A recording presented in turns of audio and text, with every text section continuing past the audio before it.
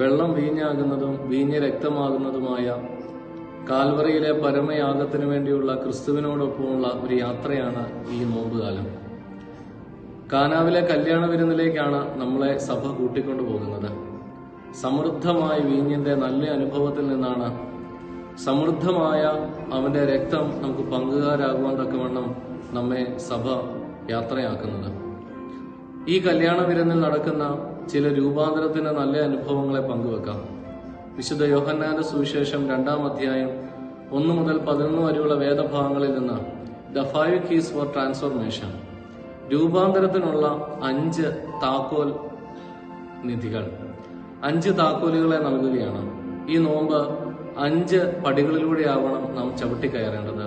1, this line four invitation, മറ്റുള്ളവരെ ക്ഷണിക്കുന്നതായിരിക്കണം ഈ നോമ്പുകാലം. ചേർത്ത് നിർത്തേണ്ടവയെ ചേർത്ത്